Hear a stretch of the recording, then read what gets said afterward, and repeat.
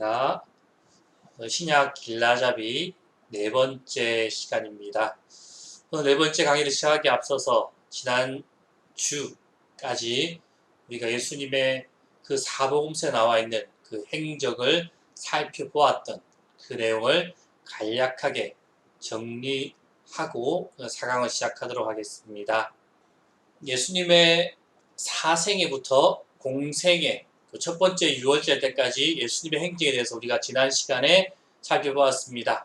사생애는 공생의 시작 전, 즉 30세가 되어서 세례 요한에게 세례받기 전까지의 예수님의 생애, 그리고 세례받고 나서 첫 번째 유월절이 되기까지 예수님의 삶에 대해서 함께 나눠보았습니다. 공생애 시작하고 나서부터 예수님 세례를 받으시고 시험을 당하시고 요한의 제자를 본인의 제자로 흡수하십니다. 이 흡수하시고 나서 가나 혼인잔치에 기적을 베푸시고 가버나움을 방문하십니다. 유대 지역에 와서 세례요한이 집회장소에 와서 세례를 받으시고 몇 달간 계시다가 다시금 갈릴리, 가나, 가버나움으로 예수님께서 올라가셨습니다. 여기까지가 지난주에 우리가 살펴보았던 내용입니다. 오늘 이 4강에서는 첫 번째 유월절, 그때부터 유월절 이후 12월까지 예수님의 행적에 대해서 우리가 함께 나누어 보겠습니다. 이제 첫 번째 유월절 되셔서 예수님께 다시 예루살렘으로 가십니다. 예루살렘에 가셔서 처음 하신 일이 바로 성전 청결 사건입니다. 왜 예수님께서 유월절에 가셔서 성전을 청결케 하셨나라는 것입니다. 먼저는 당시 성전 예배 문화가 어떠했는가를 먼저 살펴볼 필요가 있습니다. 성경 요한복음 2장 13절에서 16절까지에 나와 있습니다. 이 성전 안에서 왜 이런 것들을 다 팔고 있었을까요? 제물 바칠 것들을 팔고 있었던 것입니다. 그런데 이 제물 파는 것, 그것만이었다라면 예수님께 제사 드릴 제물을 준비하지 못한 그 사람들에게 그냥 제물만 팔았다라면 예수님께서 이렇게까지 하셨겠는가라는 것입니다. 예수님께서 이렇게까지 한 데에는 그 이유가 있습니다. 이 시대의 대제사장, 이 어떤 사람이었는가? 이 사람은 안나스, 로마 제국에 돈을 내고 대제사장 자리를 산 사람입니다. 이 로마 제국이 넓은 지역을 관리하기 위해서 왕만으로는 부족하였습니다. 그래서 이 유대 지역의 정신적인 지주인 대제사장, 그 사람들을 자기 편의 사람으로 세우면 더 관리하기 쉽겠다라는 생각을 하고 대제사장을 자기 편인 사람으로 세우려고 합니다. 어떻게 하면 자기 편일까를 쭉 살펴보다가 자신들에게 돈을 더 많이 내면 더 자신 편이고 일석이조다라는 생각을 하게 됩니다. 그래서 이 대제사장 직분을 돈을 많이 내는 자기 편인 사람으로 세우기 시작합니다. 이 직분을 얻기 위해서는 어마어마한 개인적인 재산이 소모가 되었습니다. 이렇게 어마어마한 개인적인 재산을 지불해서라도 이 대제사장 직분을 가지려고 하는 그 이유가 무엇이었겠습니까? 이 시대의 성전, 이 성전에는 전매청, 것이 있는데 이 전매청의 권한이 바로 대제사장에게 있었습니다. 성전에 가서 제사를 드릴 때 제수용품, 비둘기, 양, 소 이러한 것들을 성전에서 파는 권한, 그 권한이 바로 대제사장에게 있었습니다. 그것을 판매함으로 남는 차액, 그 차액이 다 대제사장 몫이었습니다. 이 차액이 얼마나 되었느냐?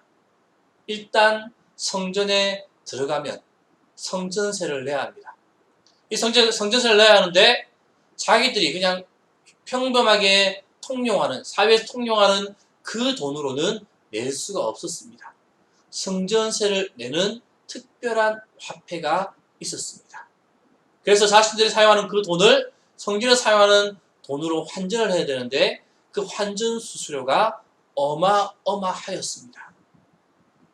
그러나 백성들은 어쩔 수 없이 환전을 해야만 했습니다. 성전세를 내야 하기 때문이었습니다. 또 그뿐만 아니라 그곳에서 양과 소를 파는데 그냥 파는 것이 아닙니다. 멀리 갈릴리에서 6월절이라서 제사를 지내기 위해서 좋은 양, 아주 좋은 양을 가지고 옵니다. 이 갈릴리에서 아무리 빨리 와도 3일, 4일은 와야 됩니다. 그동안 그 양, 염소, 이 동물들이 아무 흠이 없이 오는 것은 쉽지 않았습니다. 그리고 자신이 생각하기에 아무 흠이 없는 양을 가져왔다 하더라도 그 제사장들이 그 양과 염소를 보고 어떤 꼬투리라도 잡아서 자신들이 팔고 있는 양과 염소, 비둘기를 사도록 하였습니다. 그러나 이 양과 염소의 가격이 시중 가격보다 몇십 배나 더 많이 받았습니다. 이 엄청난 차액, 그 차액이 누구의 것이냐?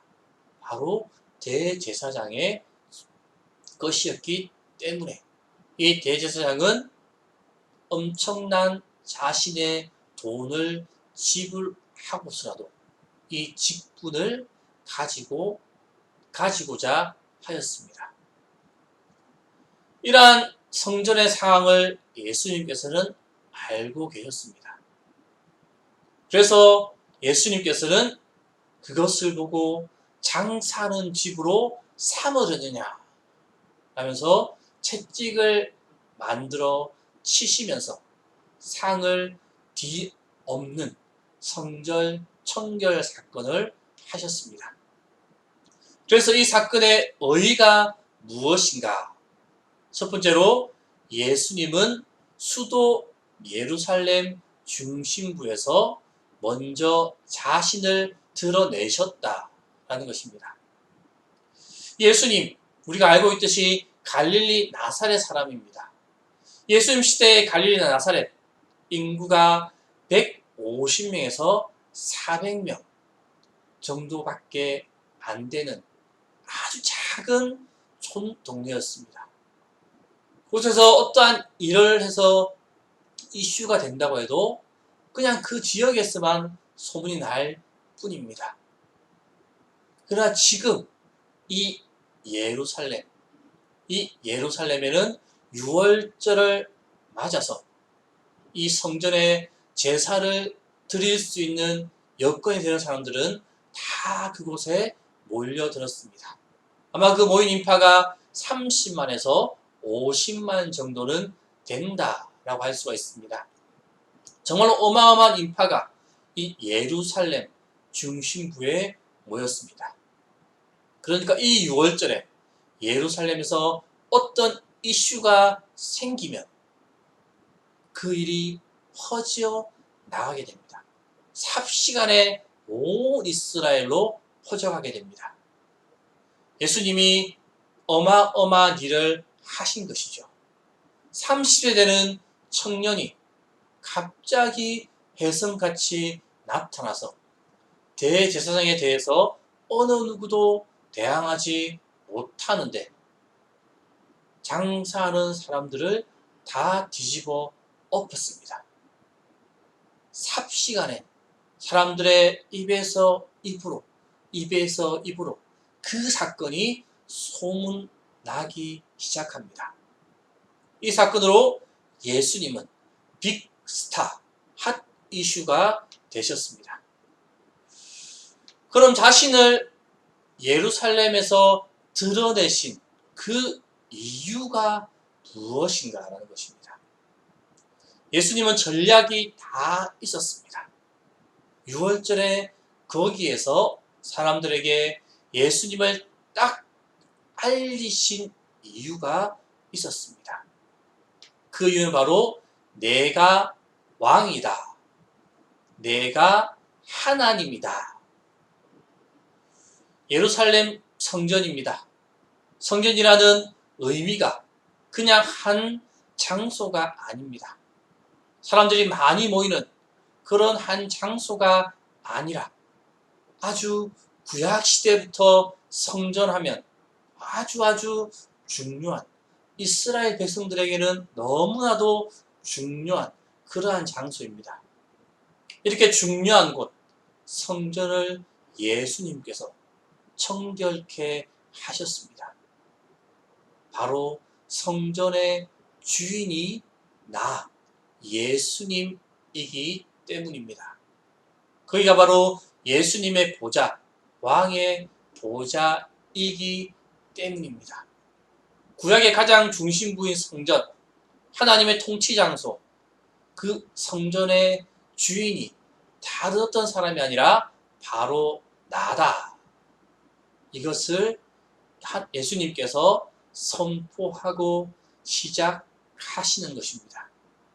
그래서 주님이 성전에 들어와 계신다는 것은 내가 너희 안에 들어가서 내가 너희를 통치하겠다. 우리 안에 들어와서 함께 하신다. 임마누엘의 하나님, 이런 의미가 그 가운데 내포되어져 있습니다. 그러면 이 성전 척결 사건, 이 사건의 결과가 어떠했는가? 그 첫 번째로 예수님이 예루살렘에서 유명해지기 시작하십니다. 그 이전에는 어떤 사람도 알아주지 않고 그냥 30세 청년이었지만 그냥 몇몇 세례요한의 수요자들이 예수님을 알았던 그러한 시대였지만 이제는 예수님을 모르는 사람이 없습니다. 전 유대인들이 다 예수님을 압니다. 이제 예수님을 누구인지는 모르겠는데 나사렛 예수라고는 하는데 성전에서 이 난리를 쳤으니까 아마도 모르는 사람은 없었을 것입니다. 이것이 바로 예수님의 전략이었습니다. 미션이 사람으로 오셨는데 하나님이신 것을 민중과 제자들에게 고백되도록 해야 하는 그 예수님의 미션, 그 미션이 바로 이것이었습니다. 그래서 여기는 내 자리다. 여기의 주인은 나다. 이것을 성전에서 선포하고 시작하신 것, 그것인데 예수님이 유명해지니까 예수님이 핫 이슈로 탑스타로 뜨기 시작하니까 많은 여론이 생겨나게 됩니다. 당시 예수님이 성전에서 이 일을 하신 것은 누구나 다 알게 되는 그런 이야기가 되었던 것입니다. 그래서 예루살렘을 술로에게 만드는 여론이 발생하기 시작합니다. 그 가운데 민중들은 어떻게 이 사건을 이야기하고 있는가? 예수님을 이야기하고 있는가? 민중은 민중대로 저 청년 도대체 누구야? 갈릴리 나사렛 예수의 예수, 누구길래 대제사장 안나스에게 도전하지? 대단해. 폭리를 취하는 저 안나스, 당하는 걸 보니 속이 다 시원하다. 누구길래 헤롯에게도 도전하는 헤롯이 짓기 시작한 성전을 헐어버리겠다니. 이렇게 민중들이 말하고 있습니다.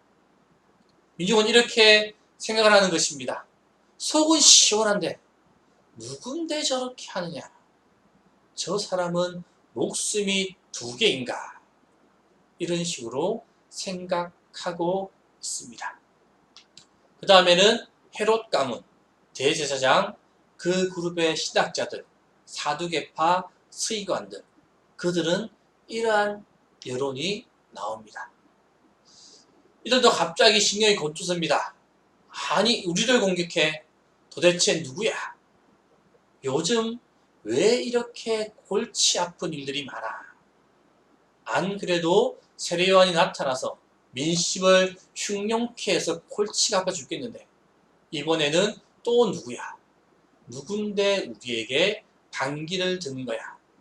당장 그가 누군지 조사해봐.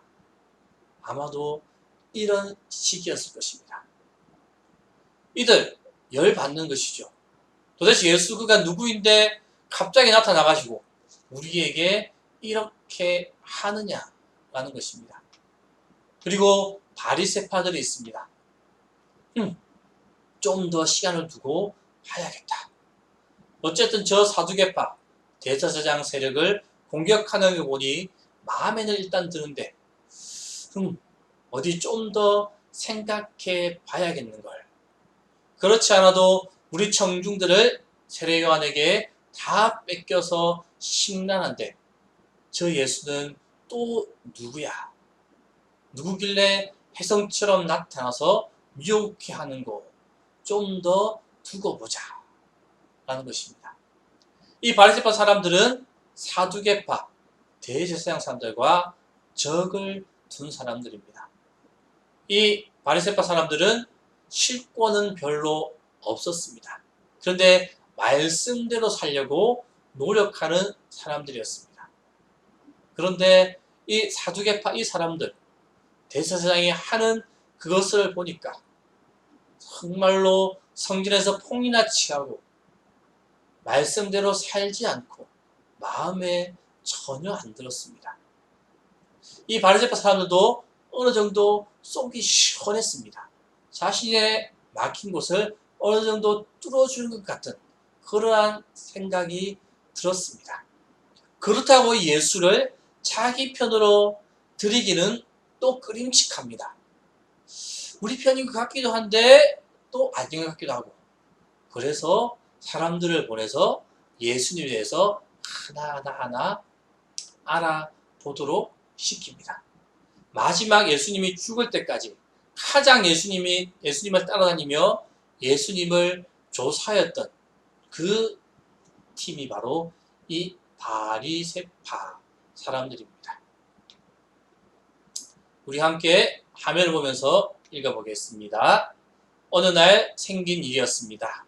성전 문화를 뒤집어 놓은 일 말입니다. 이 사건이 미치는 영향력이 얼마나 컸을지가 보여야 합니다. 그렇지 않아도 세례요한 때문에 뒤숭숭했는데 또 저 한 사람이 나타나서 예루살렘을 시끄럽게 하니 여간 골치 아픈 일이 아닙니다. 예루살렘 성 안에 사는 사람들, 또 여행객들이 다 잠자리에 들어간 그날 밤, 비록 정적이 흐르는 고요한 시간이었겠지만 사실은 그렇지 않았을 것입니다. 사람들의 마음은 복잡했을 것입니다. 사건이 터졌기 때문입니다. 마치 9.11 사건이 난 밤처럼 말입니다. 예루살렘은 지금 톰 뉴스가 생겼습니다. 톰 뉴스 제목이 무엇이었겠어요? 정체 모를 청년, 대제사장 그룹에 도전하다. 예루살렘 일보. 누구였나 그 청년? 다윗 연합신보. 나사렛 예수로 밝혀지다. JTN. 여기에 갈릴리 예수 첫 6월절에 예루살렘에서 톰 뉴스 주인공으로 떠시다. 이런 말이 나올 만합니다. 이런 뉴스가 실릴만 합니다. 예수님 완전히 톱스타가 된 것입니다. 톱뉴스 주인공으로 완전히 떴습니다. 이때는 예수님 모르면 안 되는 것입니다. 야, 아직도 그 이야기 몰라? 예수님 몰라? 성전에 가서 뒤 엎었다잖아. 몰라? 이런 이야기가 나오는 것입니다. 분위기가 어떤 분위기인지 좀 짐작되십니까? 자, 이 시대에 이러한 분위기가 보여야만 합니다. 이런 상황에 이어지는 다음 이야기, 그 이야기가 무엇이겠습니까? 그것을 알기 위해서는 유대 지역에 예수님께서 이 사건을 하시고 얼마 동안 계시면서 활동하시는지 그것을 알아야만 합니다. 이 6월절, 첫 번째 6월절 이후 8개월 동안의 예수님의 행적을 정리해야만 합니다. 첫 6월절 이후 갈릴리로 이동하는 순간을 먼저 캐치하고 선을 꺼 놓아야만 합니다. 요한복음 4장 3절에서 그리고 35절 이 말씀을 보면 알 수가 있습니다. 먼저 요한복음 4장 1절에서 예수께서 제자를 삼고 세례를 베푸시는 것이 요한보다 많다 하는 말을 바리새인들이 들은 줄을 주께서 아신지라. 바리새인들이 이제 예수님에게 가서 예수님을 알아보고 자기들 편으로 삼을지 아닐지를 결정하고 싶은 그런 상황인데 예수님께서 이 바리새인들을 피해서 3절에 갈릴리로 가실세라고 말하고 있습니다. 지금은 때가 아니다 라고 생각하신 것입니다.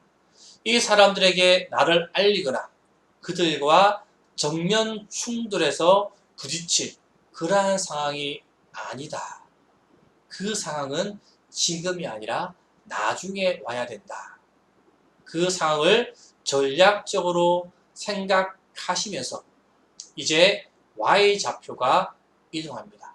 이 Y좌표 이동은 유대 지역과 갈릴리 지역 두 지역을 왔다 갔다 하는 것을 Y좌표 이동이다 라는 것입니다.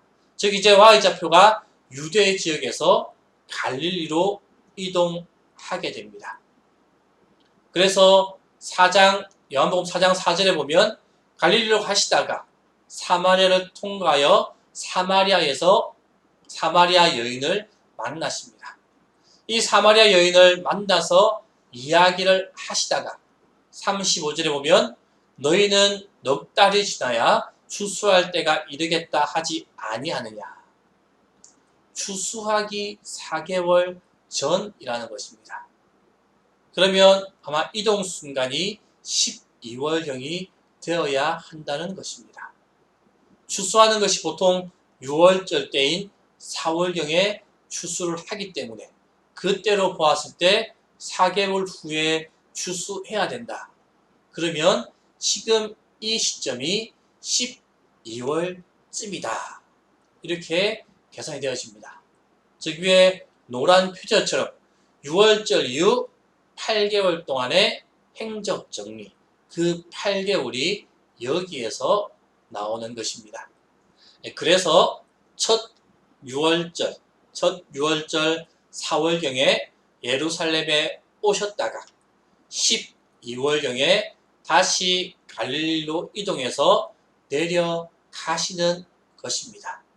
첫 6월절에 오셔서 성전 청결 사건을 하시고 바로 갈릴리로 가신 것이 아니라 첫 6월절에 예루살렘에 오셨다가 4월부터 12월까지 8개월간 예루살렘에 체류하신 것입니다. 그 이후 사마리아를 거쳐서 갈릴리로 이동하십니다. 그래서 갈릴리 사역을 먼저 하신 것이 아니라 예루살렘 사역을 먼저 시작하신 것입니다. 자, 그러면 첫 번째 6월절 4월에 오셔서 12월 다시 갈릴리로 가시기까지 그 8개월 동안 성전 청결 사건 이후로 8개월 동안 일어났던 일이 무엇이었는가 라는 것입니다. 그 첫 번째로 이적을 행하심. 요한복음 2장 23절에 나옵니다. 성전을 정화하신 다음에 바로 예수님이 하신 사역이 무엇이었느냐? 바로 이적을 베푸시는 것입니다.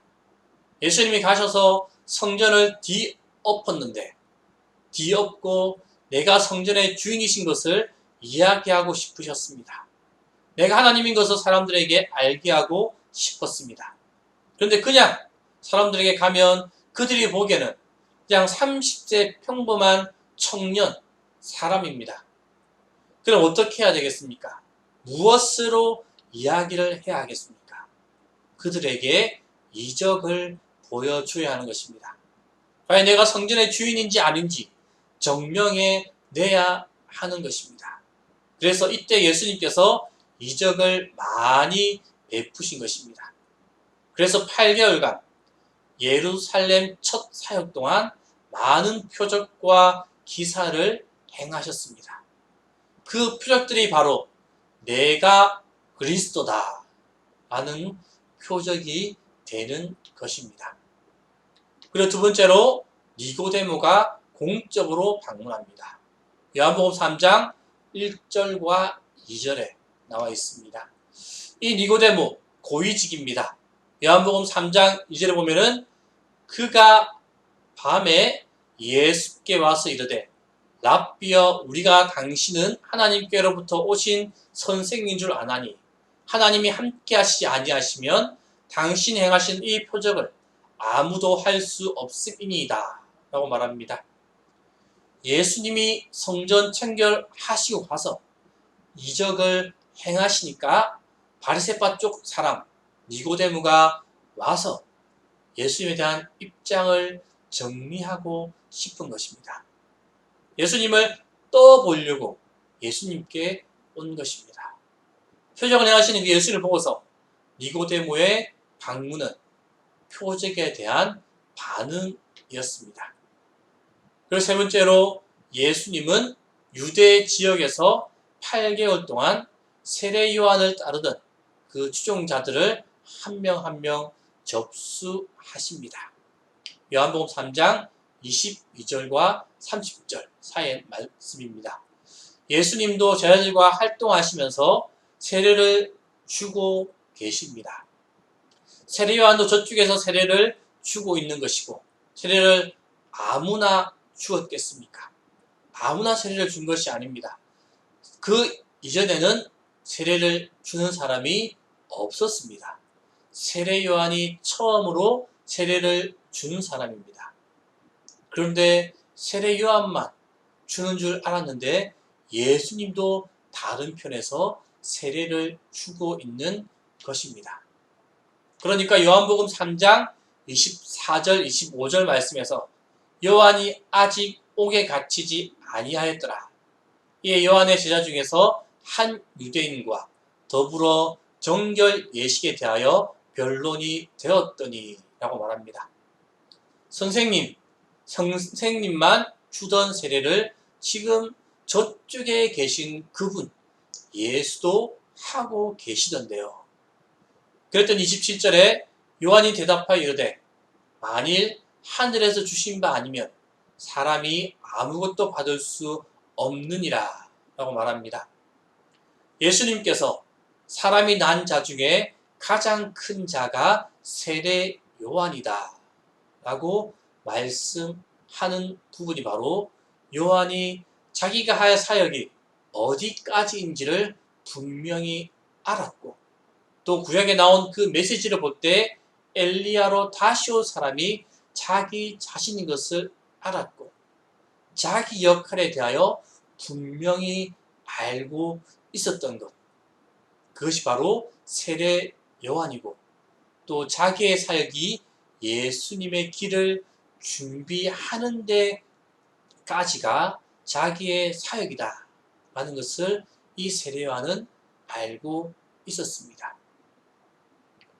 그래서 자신은 망해야 되지만 예수는 흥해야 된다 라고 이야기하였습니다. 예수님은 8개월 동안 세례 요한의 청중들을 한 명 한 명 접수하신 것입니다. 첫 번째 성전 청결 사건 하시고 이적을 베푸시면서 세례 요한이 계속 말씀 전할 때 와서 말씀을 들었던 그 사람들이 자연스럽게 예수님에게로 오도록 세례 요한은 자기 역할을 충실히 하고 있었습니다. 이 세례 요한이 자기의 역할을 할 수 있도록 예수님께서는 유대 지역에서 세례 요한이 저쪽에 있을 때 다른 한쪽에서 세례를 베푸시면서 예수님 쪽으로 이쪽으로 그들이 자연스럽게 넘어오도록 묶으시는 기간이 바로 이 8개월의 기간이었습니다. 드디어 첫 예루살렘 사역을 마치고 이제 갈릴리로 이동하십니다. 아까 말씀드렸듯이 바리새파하고 충돌을 피하시고 그 입장들을 아시고서 다시 Y좌표 이동을 하는 것입니다. 첫 번째 6월절에 오셨던 유대 지역에서 사역을 마치고 이제 12월쯤 다시 예루살렘에서 갈릴리로 이동하시는 것입니다. 8개월 말기쯤에 예수님께서 바리새파의 입장을 간파하신, 그리고 드디어 첫 번째 6월절 때 오셨던 유대 지역에서 사역을 마치고 갈릴리로 이동하신, 오랜만에 Y좌표 이동 순간 예루살렘에서 갈릴리로, 그리고 갈릴리로 가는 길에 사마리아 여인을 만나심.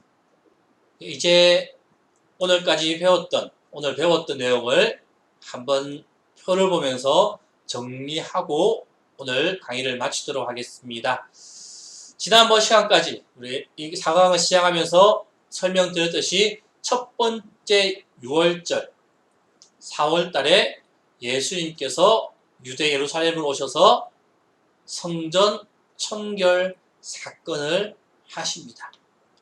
이 성전 청결 사건을 하시고 8개월간 12월이 될 때까지 유대 예루살렘에 머무십니다. 이 12월이 되었을 때 사마리아를 거쳐서 갈릴리로 이동하십니다. 그리고 이 8개월간 예루살렘에서 예수님께서 사역을 하시는데 이적과 말씀을 전하시고, 그리고 바리새파 니고데모가 방문을 하고 예수님을 따르는 추종자들이 한 사람 한 사람 생겨나게 됩니다. 오늘 배웠던 첫 번째 6월절에서부터 12월달까지 8개월간 유대 예루살렘에서 예수님께서 하셨던 그 행적을 기억하시고 강에 나왔던 말씀을 하나하나 찾아서 읽어 보시기를 바랍니다. 말씀을 찾아서 읽음으로 통하여서 한 번 더 오늘 배웠던 내용을 머릿속으로 정리해 줄 수 있기를 바랍니다. 함께 기도하겠습니다.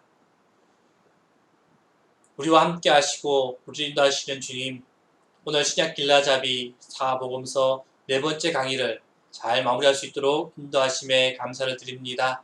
오늘 배웠던 그 내용을 잘 기억할 수 있게 하시고 그 내용을 통해서 말씀을 하나하나 읽어갈 때 말씀의 흐름이 정리될 수 있도록 붙잡아 주시옵소서.